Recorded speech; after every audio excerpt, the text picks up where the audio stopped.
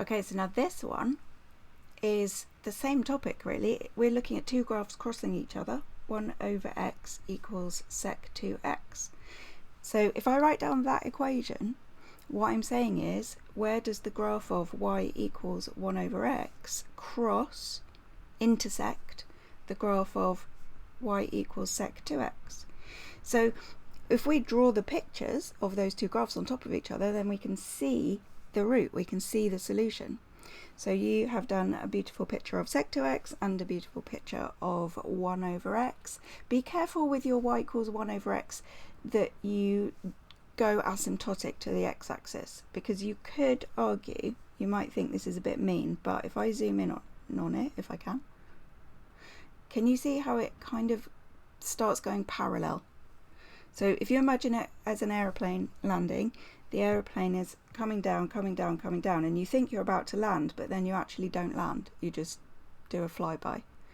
So technically, this whole section here looks like it's running parallel rather than being asymptotic. It's really hard to draw, and we're not cruel when we do marking, but there is a mark for the asymptotic behavior of your graph. So if your graph starts to go flat, or particularly if it starts to like take off again or touch the x-axis, all of those things are the opposite of asymptotic behavior, so that's what we're looking at. But generally your pictures are great, and we can now see that answer to that equation.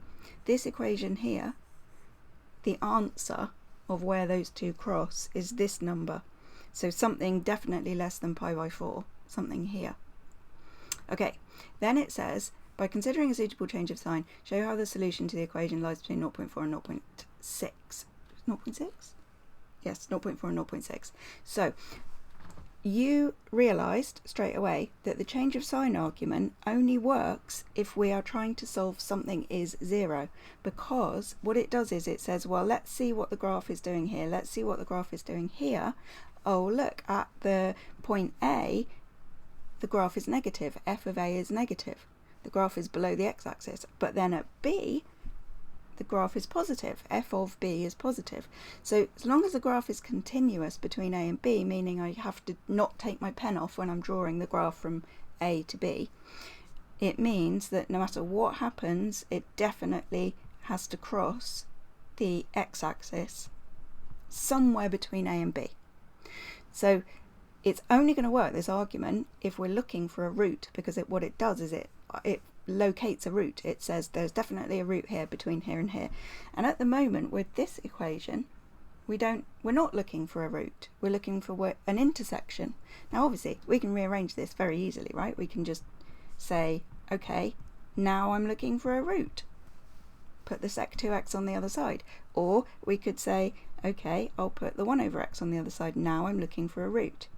So it doesn't matter. You were asking me, how do you know whether to take the function to be sec 2x minus 1 over x or 1 over x minus sec 2x? The answer is it doesn't matter, because both of those graphs cross the x-axis, both of those graphs equal 0 at the exact same place, which is the same place that this has a solution, which is where this graph crosses this graph. The only difference between this and this is that they've been multiplied by minus 1. And if you think about graphs, not that graphs are usually the way that students like to think about things, but if you think about graphs, if you have a function y equals f of x, then y equals minus f of x, where you take that equation and multiply it by minus 1, that's a reflection over the x-axis. So it will look like that, and it will go through the x-axis at exactly the same point. So answer is doesn't matter whether you take the function sec 2x minus 1 over x or 1 over x minus sec 2x, but what's really good here, what is going to get you the mark, is that you have actually written down what f of x is. So a common mistake is that students will do this, f of 0.4, right? And this is also brilliant, that you've actually shown the substitution in. It's so good. What loads of students will do is they will not tell me what function they're using. Then they will say f of 0.4, having not told me what f is, and then they will just tell me what the calculator said.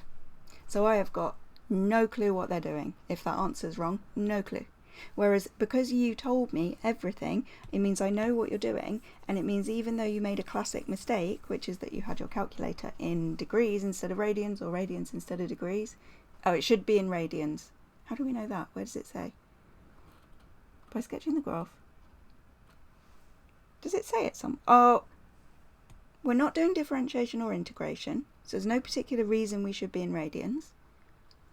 Is it underneath there? No? Okay, the only reason that we know that we need to be in radians is that these numbers are so small. I can't see anywhere else where it says that we have to be in radians, and we're not doing differentiation or integration, so there's nothing there that says that we have to be in radians. It's weird. Oh, I see it. They put 2 pi and pi on the graph. Okay, that's how they communicated. That's better. I was going to say, I mean, even though, like, here's 1 radian, so 0.6 of a radian is still pretty big, whereas 0.6 of a degree is, like, but you can have 0.6 of a degree, can't you? Of course. It's just going to be so tiny, and so 0.4 of a degree will be also so tiny. So that would make me think radians, but it's not really a good enough way of communicating. I think it's fair enough. They put pi and 2 pi there, so they're communicating that they want the angle measured in radians. Okay, so you had your calculator in degrees, so that was what went wrong. And then you asked me about this one. So this is what I was talking about in the previous video. The previous question you asked me is, why are we rearranging it from this into this, and then from that into that? Why are we doing these different rearrangings? So this is the actual question we got asked. Where does this graph cross this graph? We had to rearrange it into something equals 0 in order to use the change of sign argument to locate the root. And now we need to rearrange it into x equals, so that we can use the iterative method. So there's loads of ways of doing that. I could start with 1 over x equals sec 2x. So 1 over x equals 1 over cos 2x, and then just reciprocate both sides, turn them both upside down. Now it says x equals. So that I could use that as my iterative method. xn plus 1 is cos 2xn. Or I could do, so I could take it from cos 2x equals x, and then do shift cos to both sides. Now they've written it like this, which I really do not approve of, and then divide both sides by 2. Is that what they want? Yeah, that's how they did it. So it may well be that this is a better iterative formula, because this one produces a convergent sequence, whereas this one might not produce a convergent sequence. So that might be why they're leaning us towards doing it the other way, but it's just rearranging it to make it say x equals. The reason that I don't like this notation is because of the confusion, and you actually asked me about this in the question, the confusion between inverse and reciprocal. So when we want the inverse function, we use this notation. When we want the reciprocal, we use exactly the same notation. So if I write this, then you technically have no idea what I mean. Do I mean the inverse, which is like shift cos on your calculator, or do I mean the reciprocal, which is sec x? Oops, I've gone a bit out of frame, hang on, there we go. So do I mean, if when I do that x cos to the minus 1, do I mean sec or do I mean arc cos? And that's why we have a special name for it, arc cos, instead of cos to the minus 1, so that there can be no confusion. So I would have preferred it if here they had x equals a half arc cos x, but I think I know why they didn't, and it's because they're not setting at the moment, they're not testing inverse trig.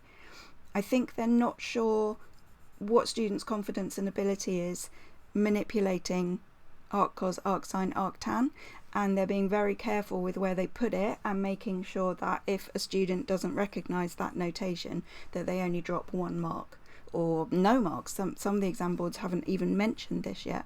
So I think that's why they used Shift Cos, as we call it, all the way up through GCSE. And then you asked me about the reciprocal of 1 over x. So the reciprocal of 1 over x, you get that by turning the fraction upside down. And anything divided by 1 is itself, so the reciprocal of 1 over x is just x. Let me know if that doesn't make sense.